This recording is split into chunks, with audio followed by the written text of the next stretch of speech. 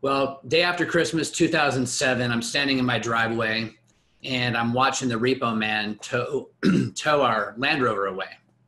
And I had 2 weeks before we were going to be evicted out of our house.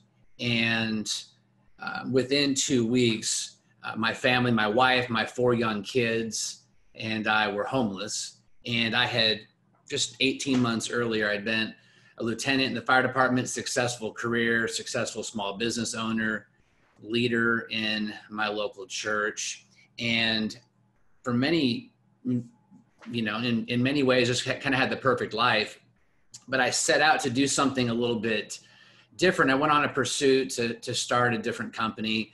And long story short, in that moment of losing everything and needing to pivot, I went into a really deep personal search, because what I discovered is that my identity had been wrapped up in my success. My identity had been wrapped up in my position as a lieutenant in the fire department, had been wrapped up in my role as a successful business owner, even as a leader in my community.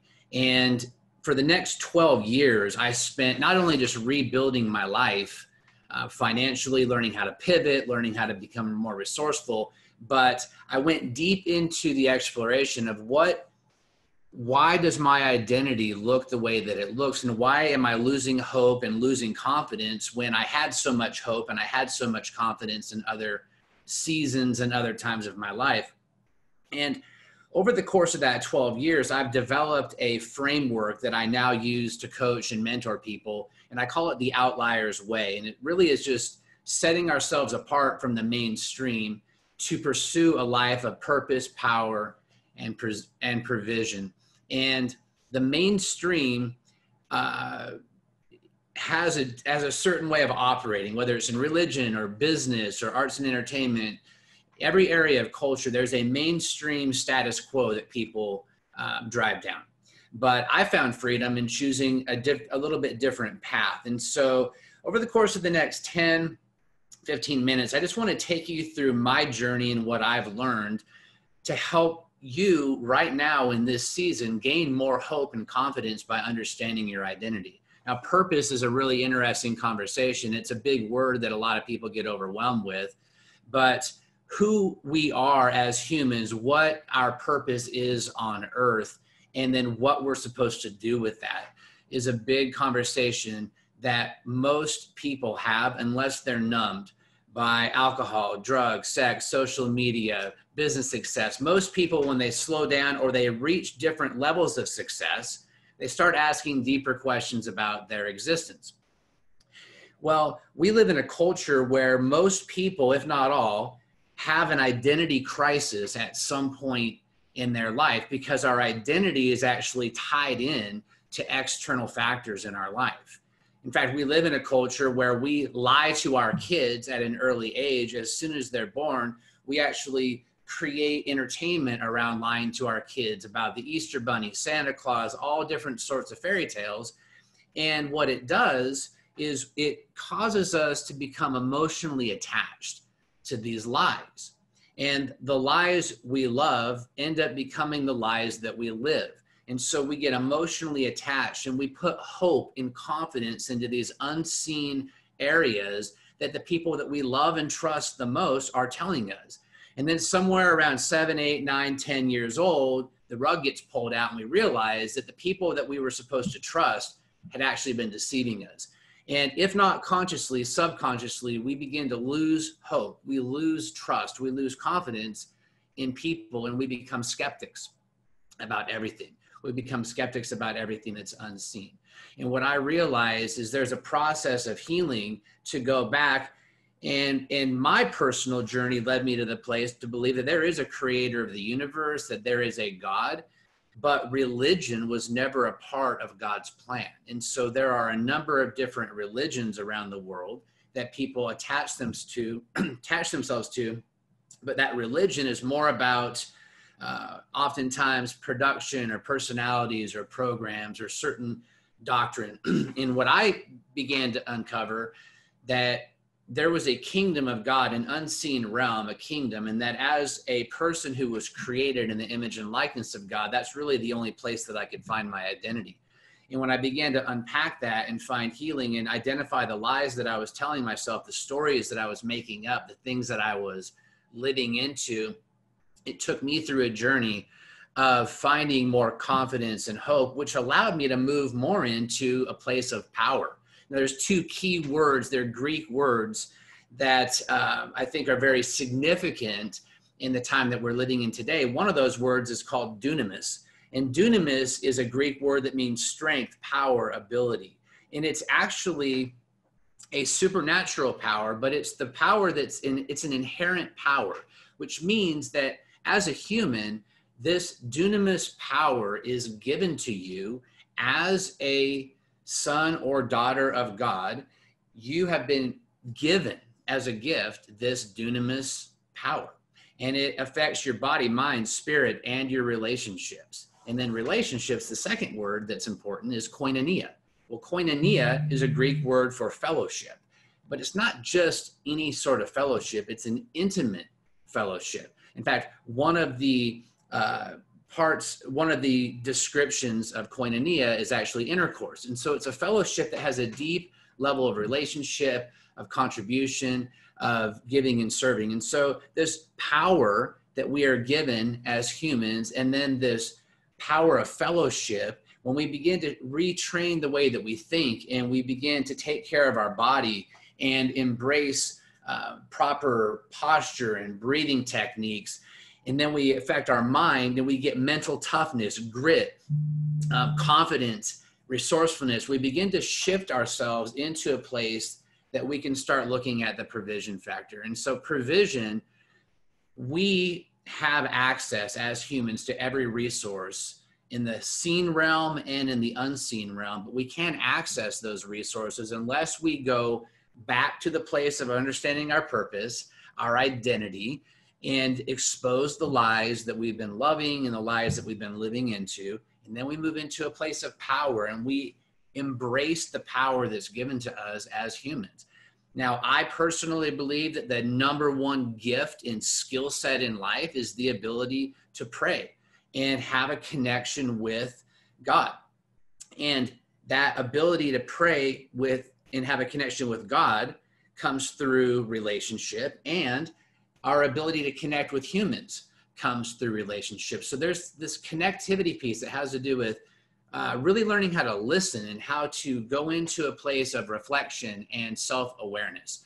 And then when we pivot into the provision side of things, we begin to think differently because we start understanding the amount of relationships and opportunities and things that are in front of us. And there are a lot of people right now that need to pivot, but there's hope and there's power and there's confidence in where you are because you have the opportunity to rebirth something. So instead of possibly telling yourself stories today, lies about how you're not good enough or you didn't do something right, now is an opportunity just to really go deep and reflect and get in a space where you can actually hear from God or whatever your belief is. My belief is that there's a God. And so these 5 keys to effective prayer are to position your heart, remove distractions, expect encounters, believe what you hear, and take action. And there's a number of different forms that you can take in meditations and different, there's different ways that you can facilitate this in your life. But when you practice this practice becomes a lifestyle. And this is the practice piece. It's really about a lifestyle. It's about discipline. We live in a culture of hustle and grind. And so there's this hustle and grind state of mind. The harder you work, the better you are, the more you produce. But I just want to encourage you today to go back to the beginning and start maybe unpacking some things from your childhood or maybe even your early life or maybe even recently, some decisions that you've made to attach your identity to your performance, and instead allow yourself to find healing and find the power of God that's within you, and then begin to produce out of that identity. See, a lot of people place their identity in their production and in their performance, in their hustle and grind. But if we can go back and find a place of peace and harmony and balance and confidence and hope, and we can embrace this dunamis power within us, then we become much better equipped to create what we need to create. It might be time for you to pivot into a new industry. It might be time for you to add something to your business, take something away. It might be a great time for you to dig deeper into the things that are truly important to you. It's time to lead yourself, though. And a lot of people can get that rah leadership, grit, perseverance, and it's an easy mindset shift. But a lot of other people find themselves in a place of shame because they don't have that ability just to wake up motivated.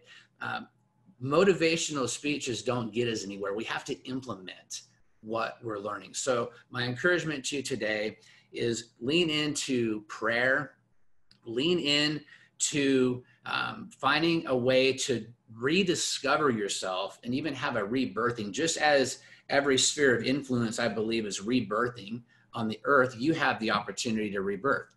And I think in a lot of ways, institutional reformation is a byproduct of personal transformation, personal revival in some ways. And so as you and I and everybody around us can dive into this season to find more hope and confidence in who we are and our identity, and we can exhibit that through the power that we've been inherently given as human beings, and then we can pivot that into learning how to create and contribute at a higher level and make this a discipline.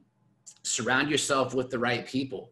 Get in fellowship with the right people. One of the things that I do is I lead people in multiple arenas to help take them through a journey of unpacking this healing process. And so I do wilderness retreats in Northwest Montana, and I do masterminds, and I've got a membership community where people can come together and find relationships with one another, but also go through a personal and spiritual development process in, as they grow. So you have the opportunity to do that even right where you are. You have the opportunity to choose the people you spend time with, to find the right mentors, find the right coaches, and dig deep into the deeper things that are potentially available for you. So I would like to just encourage you today, if you find yourself with fear and anxiety and a lack of hope, you have the opportunity to pivot into a really powerful place right now. But it doesn't, it's not going to happen through overwhelm. There's a lot of free information coming at you today. There are gurus on every corner that are giving stuff away and selling stuff, and everybody's trying to pivot. So don't get caught up in that. Choose 2 or 3 people that you want to follow, people that encourage you, and people that inspire you to take action. Get the motivation, go back and find the self-healing, figure out how to love yourself, how to connect with God or the higher power. I personally believe that Jesus Christ is the door that goes into the Father, which is God in heaven, but you may hold a different belief. I don't subscribe to any religion, any mainstream religion, but I do believe that that's where my faith and confidence comes from. So I would just encourage you to dive in. What do you believe? Now is a great time to figure that out. Why do you believe it? And then put a life plan together. My family, I have a life mission statement that I made in 2007. And then we also have a family mission statement. And our family mission, our family motto is to live wholeheartedly by loving passionately, serving humbly, and persevering courageously. So whatever motto or creed you need to keep you on point, I would encourage you to go back to the beginning, find some healing, find some hope, get specific about what you want, and then take action and move forward.